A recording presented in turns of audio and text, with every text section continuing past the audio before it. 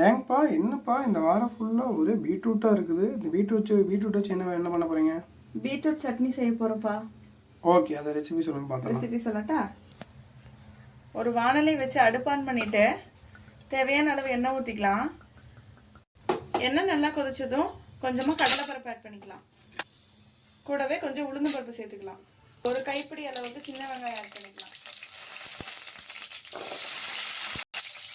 ஒரு medium size 5 size பூண்டு சேர்த்துக்கலாம். உங்களுக்கு காரத்துக்கு ஏற்றவாறு காஞ்ச மிளகாய் ஆட் பண்ணிக்கோங்க. இப்போ இதெல்லாம் நல்ல ஒரு பொன்னிறக்கமாக வறுத்துக்கலாம். இப்போ இந்த ஸ்டேஜில் நம்ம ஒரு கொஞ்சம் கருவேப்பிலை ஆட் பண்ணிக்கலாம். இப்போ நம்ம ஒரு 3 பீட்ரூட்டை நறுக்கி வச்சுருக்கோம், அதை ஆட் பண்ணிக்கலாம். இப்போ இதெல்லாம் நல்லா ஒன்று சேர மிக்ஸ் பண்ணி விட்டுக்கலாம். இப்போ ஒரு கைப்பிடி அளவு கொத்தமல்லி ஆட் பண்ணிக்கலாம். ஒரு சின்ன சைஸ் புளி ஆட் பண்ணிக்கலாம். இப்போ ஒரு 2 சில் தேங்காவை பொடியை அரைச்சி வச்சுருக்கோம், அதை சேர்த்துக்கலாம். இப்போ இதெல்லாம் நல்லா ஒன்று சேர மிக்ஸ் பண்ணி விட்டுட்டு ஒரு 5 நிமிஷம் ஆற வச்சுட்டு கை பொறுக்கிற சூடு வந்தோடனே மிக்சியில் போட்டு அரைச்சி எடுத்துடலாம். Beetroot chutney ready. இப்போ எல்லாம் நல்லா ஆறிடுச்சு.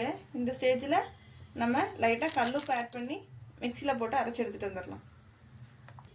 சட்னி சூப்பராக ரெடி ஆயிடுச்சுப்பா.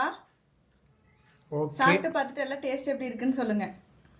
ஓகே ஃப்ரெண்ட்ஸ், எப்படி சட்னி அரைக்கிறாங்கன்னு பார்த்துட்டிங்களா?